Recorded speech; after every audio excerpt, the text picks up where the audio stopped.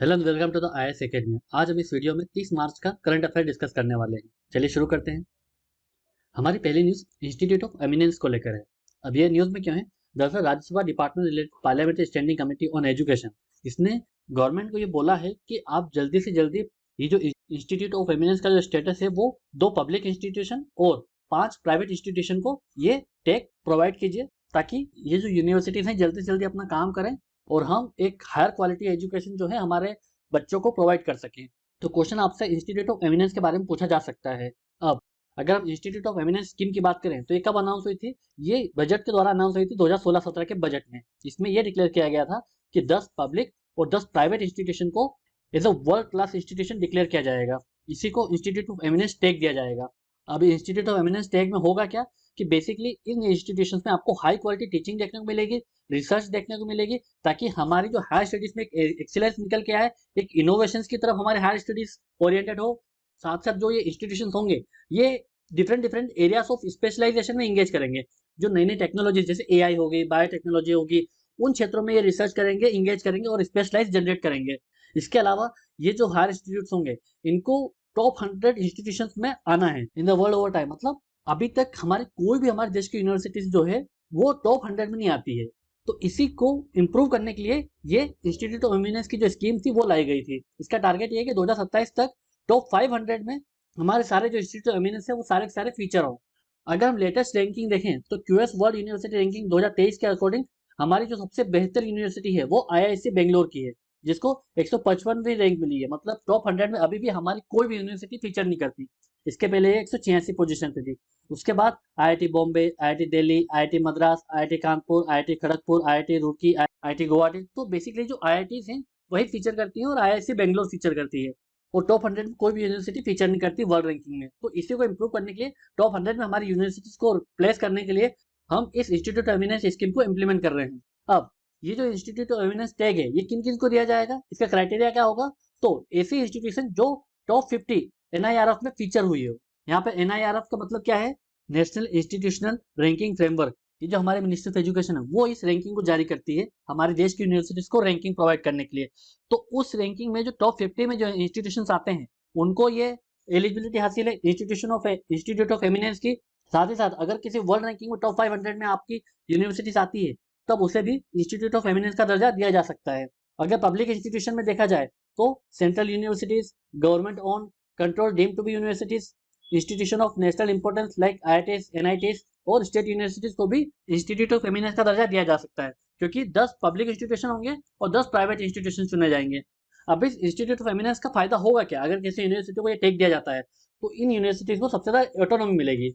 Autonomy कैसी? Administrative और academic. Administrative में वो अपने हिसाब से फीस डिसाइड कर सकते हैं, जो कोर्स का जो ड्यूरेशन होगा, जो स्ट्रक्चर होगा वो डिसाइड कर सकते हैं। यहाँ तक कि अगर किसी फॉरेन इंस्टीट्यूशन से कोई कोलैबोरेशन करना चाहते हैं तो आपको कोई अप्रूवल भी नहीं लेना पड़ेगा। एकेडमिक में आप कोई भी नया कोर्स स्टैब्लिश कर सकते हो, कोई नई स्पेशलाइज कोर्स स्टार्ट कर सकते हो और जिस तरीके से भी पढ़ाना चाहते हो पढ़ा सकते हो। तो आपको एडमिनिस्ट्रेटिव और एकेडमिक दोनों तरीके की ऑटोनॉमी आपको प्रोवाइड की जाएगी। फाइनेंशियल, यहाँ पर यह याद रखने की जरूरत है कि सिर्फ और सिर्फ जो पब्लिक इंस्टीट्यूशन है उन्हें ही 1000 करोड़ दिया जाएंगे फॉर 5 ईयर्स हर यूनिवर्सिटीज को। टोटल 10 पब्लिक यूनिवर्सिटीज होंगी जिनको इंस्टीट्यूट ऑफ एमिनेंस का दर्जा दिया जाएगा। तो इन 10 पब्लिक यूनिवर्सिटीज को 1000 करोड़ ईच प्रोवाइड किए जाएंगे for the period of 5 years from the ministry of education. यहाँ पर प्राइवेट इंस्टीट्यूशन को कोई फाइनेंशियल असिस्टेंस नहीं दी जाएगी, उन्हें सिर्फ और सिर्फ ऑटोनॉमी प्रोवाइड की जाएगी, एडमिनिस्ट्रेटिव और एकेडमिक ऑटोनॉमी। अब इसका प्रोसीजर क्या है? देखिए इसमें क्या होगा कि आपको जो यूजीसी की कमेटी होगी, एम्पावर्ड एक्सपर्ट कमेटी, उन्हें आपको आपका अपनी यूनिवर्सिटी का प्रपोजल सबमिट करना होगा। फिर इस प्रपोजल को ये विचार करते हैं और फिर फाइनली जो अप्रूवल आता है वो मिनिस्ट्री ऑफ एजुकेशन से आता है। तो अभी हम देखें किस किस यूनिवर्सिटीज को अप्रूवल मिला हुआ है। तो उनमें आता है IIC Bangalore, IIT Delhi, IIT Kharagpur, IIT Bombay, IIT Madras, BHU, university of Hyderabad, Delhi university. तो टोटल जो 8 पब्लिक इंस्टीट्यूशंस हैं उन्हें ये टेक दिया जा चुका है। मतलब 2 पब्लिक इंस्टीट्यूशन बाकी हैं और अभी तक 4 प्राइवेट इंस्टीट्यूशन को इंस्टीट्यूट ऑफ एमिनेंस का टेक दिया जा चुका है। तो इसीलिए अभी जो बात चल रही है वो 2 पब्लिक इंस्टीट्यूशन को टेक देने के बाद चल रही है और 5 प्राइवेट इंस्टीट्यूशन को टेक देने की बात चल रही है, क्योंकि जो प्राइवेट के जो एक इंस्टीट्यूशन है उन्होंने लेटर ऑफ इंटेंट अपना वापस ले लिया है। तो ये पूरी न्यूज़ है। आपसे पूछा जा सकता है इंस्टीट्यूट ऑफ एमिनेंस क्या है, या फिर आपसे इंस्टीट्यूट भी पूछा जा सकता है कि इस पर्टिकुलर यूनिवर्सिटी को इंस्टीट्यूट ऑफ एमिनेंस का दर्जा दिया है या नहीं दिया है। तो हमें ये भी याद रखना पड़ेगा। और इसके कुछ बेसिक फीचर्स होंगे वो आपसे यूपीएससी पूछ सकती है। अब चलते हैं आगे। हमारी अगली न्यूज़ ब्लेंडेड फाइनेंस को लेकर है। अब ब्लेंडेड फाइनेंस न्यूज़ में इसलिए है क्योंकि रिसेंटली G20 की थिंक 20 की मीटिंग हुई थी, जिसमें ये बताया गया था कि कोई जो देश हैं वो एसडीजी गोल को फुलफिल करने में सक्षम नहीं है, क्योंकि एसडीजी टारगेट को बाय 2030 गोल मीट करना था, जिसमें मोस्टली पॉवर्टी को एंड करना है, प्रॉस्पेरिटी लानी है, वाटर सबको प्रोवाइड करनी है, सैनिटेशन प्रोवाइड करनी है। तो ये सब जो गोल्स हैं, खासकर जितने डेवलपिंग कंट्रीज हैं वहां पर इन गोल्स को मीट करने में प्रॉब्लम आ रही है, क्योंकि वो उनके पास फंड नहीं है बेसिकली। तो इसीलिए G20 की मीटिंग में ये डिसाइड किया गया था कि जो मल्टीलेटरल बैंक्स हैं, जैसे वर्ल्ड बैंक है, IMF है, एशियन बैंक्स हैं, इस टाइप की जो मल्टीलेटरल जो बैंक होती हैं उन्हें इनोवेटिव फाइनेंशियल मॉडल अडॉप्ट करना चाहिए और इन डेवलपिंग कंट्रीज को हेल्प करना चाहिए, ताकि वो अपने SDG के जो 7 टारगेट्स है उनके उस टारगेट को 2030 के पहले पहले मीट कर सकें। और इनोवेटिव वे क्या होता है उनको फंड करने का? ब्लेंडेड फाइनेंस एक तरीका है। ब्लेंडेड फाइनेंस में होता क्या बेसिकली कि आप किसी प्रोजेक्ट में फंड करते हो, इन्वेस्ट करते हो, जिसमें पैसे जो आते हैं वो पब्लिक से आते हैं, प्राइवेट से आते हैं और कुछ फिलोंथ्रोपिक फंड से भी आते हैं। मतलब सरकार भी इसमें पैसे देती है, जो लोग होते हैं वो भी पैसे देते हैं, और जो फिलोंथ्रोपी होती है, जो बड़े बड़े लोग जो होते हैं वो चैरिटी के नाम पे जो पैसे देते हैं, उन सब पैसों को मिला के उस पर्टिकुलर प्रोजेक्ट को जब आप एग्जीक्यूट करते हो तब इसे ब्लेंडेड फाइनेंस बोलते हैं। इसमें आपका फोकस ये रहता है कि जो सोशल और इन्वायरमेंटल प्रोजेक्ट्स होते हैं उनको फंड करना, उनको फाइनेंशियल असिस्टेंस प्रोवाइड करना। तो इससे होता क्या है, इससे आपको एक बेसिक रिटर्न भी मिलता है आपके इन्वेस्टमेंट पे, दूसरा आप एक सोशल इम्पैक्ट क्रिएट कर सकते हो, एक सोशल रिटर्न भी आपको मिलता है क्योंकि सोसाइटी में एक बेटरमेंट आता है। तो ये दोनों साइड के लिए विन विन सिचुएशन है। जो लो इनकम कंट्रीज हैं, जो लोग हैं, उन्हें फैसिलिटीज मिल जाती हैं, उनके प्रोजेक्ट को फंड मिल जाता है और आपको एक बेसिक रिटर्न, साथ ही साथ एक सोशल रिटर्न भी आपको मिल जाता है। अब इसका सिग्निफिकेंस क्या है? तो अगर ब्लेंडेड फाइनेंस का मॉडल हम अडॉप्ट करते हैं तो इससे हम कई जो प्रोजेक्ट हैं, सोशल और इन्वायरमेंटल प्रोजेक्ट लो डेवलपिंग कंट्रीज में, उनमें प्राइवेट कैपिटल आप अट्रैक्ट कर सकते हो।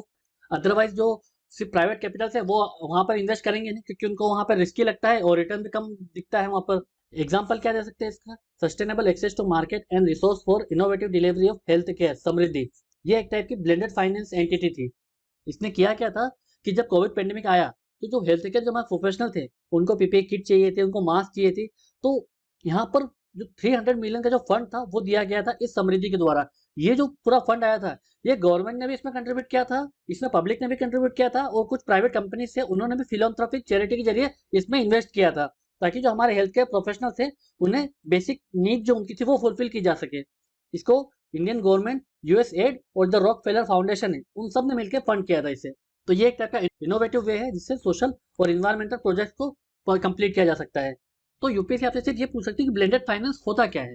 तो आपको पता होना चाहिए कि ब्लेंडेड फाइनेंस एक ऐसा इनोवेटिव फाइनेंशियल मॉडल होता है जिसमें गवर्नमेंट, कुछ फिलोंथ्रोपिक एंटिटीज, प्राइवेट कंपनी सब मिलकर फंड करते हैं, ताकि जो सोशल और इन्वायरमेंटल प्रोजेक्ट्स हैं उन्हें कंप्लीट किया जा सके, स्पेशली इन डेवलपिंग कंट्रीज और low income countries, to fulfil their SDG targets. तो ये हमें पता होना चाहिए। अब चलते हैं आगे। हमारी अगली news New India literacy programme को लेकर है।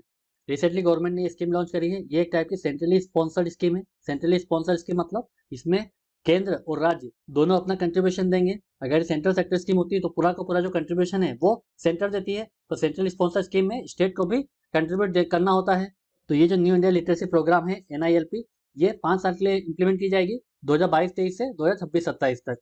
अब ये प्रोग्राम में होगा क्या? बेसिकली इसमें जितने भी ऑल नॉन लिटरेट्स हैं, जिनकी एज 15 साल या उससे ज़्यादा है, उन्हें बेसिक एजुकेशन प्रोवाइड किया जाएगा। टारगेट टोटल 5 करोड़ बेनिफिशियरीज को किया जा रहा है। तो इसमें किया क्या जाएगा? नॉन लिटरेट्स जो पीपल है, जो जिनकी एज 15 साल से ज़्यादा है, उन्हें फाउंडेशन लिटरेसी और न्यूमेरिसी का ज्ञान दिया जाएगा। क्रिटिकल लाइफ स्किल्स उन्हें दी जाएगी, वोकेशनल स्किल डेवलप की जाएगी, उनमें बेसिक एजुकेशन प्रोवाइड किया जाएगा, कंटिन्यूइंग एजुकेशन उन्हें दी जाएगी। तो जो एजुकेशन सिस्टम से बाहर है, जो बिल्कुल ही एजुकेट नहीं है, लिटरेट नहीं है, उन्हें ये बेसिक एजुकेशन उन्हें प्रोवाइड किया जाएगा। इसमें आइडेंटिफिकेशन कैसे किया जाएगा? डोर टू डोर सर्वे किया जाएगा मोबाइल ऐप के जरिए, और रजिस्ट्रेशन किया जाएगा थ्रू मोबाइल ऐप ओनली। और इसमें टीचिंग मेथड कैसा रखा जाएगा? ये बेसिकली वॉलंटियरिज्म होगा, मतलब कुछ वॉलंटियर होंगे वो भी अपनी कंट्रीब्यूशन दे सकते हैं, और टेक्नोलॉजी बेस्ड एजुकेशन पर फोकस किया जाएगा, मतलब प्रीडोमिनेंटली ये ऑनलाइन होगा। जो एजुकेशन प्रोवाइड की जाएगी वो मोस्टली ऑनलाइन वे में प्रोवाइड की जाएगी। जो आपका टीचिंग मटेरियल होगा वो आप दीक्षा प्लेटफॉर्म से एक्सेस कर सकते हैं, NCERT के। उसके बाद में टीवी के जरिए, रेडियो के जरिए और सामाजिक चेतना केंद्र हैं, इनके जरिए भी एजुकेशन प्रोवाइड किया जाएगा। ये जो स्कीम है, तो ये एजुकेशन फॉर ऑल है। पहले इस स्कीम को एडल्ट एजुकेशन के नाम से जाना जाता था। तो यूपीएससी आपसे इसी बेसिक फैक्ट के ऊपर पूछ सकते हैं कि न्यू इंडिया लिटरेसी प्रोग्राम क्या है, इसमें एलिजिबिलिटी क्या है और कैसे ये इम्प्लीमेंट किया जाएगा, कितने साल के लिए इम्प्लीमेंट किया जाएगा। अब चलते हैं आगे। हमारी अगली न्यूज़ सैंड बैटरी को लेकर है। रिसेंटली जो फिनलैंड है उसने वर्ल्ड की पहली सैंड बैटरी को सेटअप किया है, ताकि जो रिन्यूएबल एनर्जी से जो एनर्जी सोर्स जनरेट हुई है उससे हम मंथ्स तक स्टोर कर सकें। क्योंकि क्या होता है, जो रिन्यूएबल एनर्जी होती है सोलर पैनल और विंड से जो एनर्जी जो जनरेट होती है वो सीजनल होती है। क्योंकि जो सोलर पैनल है वो जब क्लाउडी होता है एटमॉस्फेयर तो वो ठीक से काम नहीं कर पाते हैं, और जब हवा नहीं चलती है तो जो विंड टर्बाइन है वो भी ठीक से काम नहीं कर सकते हैं। तो जो इन रिन्यूएबल एनर्जी से जो एनर्जी होती है वो रिलायबल नहीं हो पाती है। तो ऐसे केसेस में क्या होगा, जब ये अच्छे से काम कर रहे हो, इलेक्ट्रिसिटी जनरेट कर रहे हो, तब तो हम इनके इलेक्ट्रिसिटी को डायरेक्ट यूज कर सकते हैं। और जो एनर्जी जनरेट हुई है उसका यूज नहीं हो रहा है, तब हम इसे एज ए हीट जो है वो सेंट बैटरी में स्टोर कर सकते हैं। तो यही काम किया फिनलैंड ने। अब सेंट बैटरी है क्या बेसिकली? सेंट बैटरी एक high temperature thermal energy storage है जो सेंट का यूज करता है, सेंट लाइक मटेरियल का यूज करता है, ताकि जो एनर्जी है, जो हीट है, उसे स्टोर किया जा सके फॉर मंथ्स। तो ये जो एनर्जी स्टोर करता है सेंट बैटरी, ये हीट के फॉर्म में एनर्जी को स्टोर करता है। इसका मेन मकसद ये है कि ये एक टाइप का high power and high capacity reservoir की तरह काम करता है, ताकि जो एक्सेस एनर्जी जनरेट हुई है विंड और सोलर एनर्जी से, उसको वो कैप्चर कर सके, स्टोर कर सके। बाद में इसी हीट को अपने घरों को गर्म करने में यूज कर सकते हो। जो पानी आता है आपके घरों में उसको गर्म करने में यूज कर सकते हो। आपके आसपास जो इंडस्ट्रीज हैं वहां पर आप हीट प्रोवाइड कर सकते हो। तो इससे जो आपका जो फोसिल फ्यूल से आने वाली एनर्जी है उसके कंजम्पशन को आप कम कर सकते हो। क्योंकि जो यूरोप होता है वहां पर ठंड में जो हीटिंग सिस्टम होता है हर घर में जरूरी होता है। तो उसके लिए जो फोसिल फ्यूल रिलेटेड जो एनर्जी यूज की जाती है तो वो काफी कॉस्टली भी होती है और जो इन्वायरमेंट के लिए अच्छी भी नहीं होती है। बट यहाँ पर अगर हम जो सोलर पैनल और जो विंड टर्बाइन से जो हीट जो जनरेट करते हैं, अगर उसको स्टोर करें मंथ्स तक, तो इसका हम बाद में यूज कर सकते हैं हमारे घरों को गर्म करने के लिए, वाटर को गर्म करने के लिए। इससे जो हमारा जो फॉसिल फ्यूल का जो कंजम्पशन है वो कम हो जाएगा। बेनिफिट्स क्या होंगे सेंट बैटरी के? एक तो सेंट जो है वो बहुत ही इफेक्टिव मीडियम है हीट को स्टोर करने के लिए for long period of time. क्योंकि सेंट को आप 600 डिग्री सेल्सियस तक गर्म कर सकते हो, जबकि पानी जो होता है वो 100 डिग्री सेल्सियस पे ही उबलने लगता है, तो आप वो ज़्यादा स्टोर नहीं कर सकते। और सेंट में लो हीट कंडक्टिविटी देखी जाती है, तो इसी वजह से जो एनर्जी का लॉस होने की संभावना रहती है वो कम होती है। विंड और सोलर एनर्जी जो एनर्जी प्रोड्यूस करते हैं वो काफ़ी वेरिएबल होती है, सीजनल बेस होती है। तो जब ये ज़्यादा एनर्जी प्रोड्यूस करते हैं तो हमें इनकी जो एनर्जी है वो स्टोर करना जरूरी है, तभी हमारे विश्व को हम फॉसिल फ्यूल से रिन्यूएबल एनर्जी सोर्स की तरफ शिफ्ट कर सकते हैं परमानेंटली। तो यूपीएससी से बेसिकली सिंपल सेंट बैटरी के बारे में पूछ सकता है कि ये क्या है और कैसे यूज में आती है। इस वीडियो के पीडीएफ को डाउनलोड करने के लिए आप हमारे टेलीग्राम चैनल को ज्वाइन कर सकते हैं। ऐसे ही और करंट अफेयर के वीडियोस के लिए आप हमारे यूट्यूब चैनल को सब्सक्राइब कर सकते हैं। आज के वीडियो में सिर्फ इतना ही है। Thank you very much.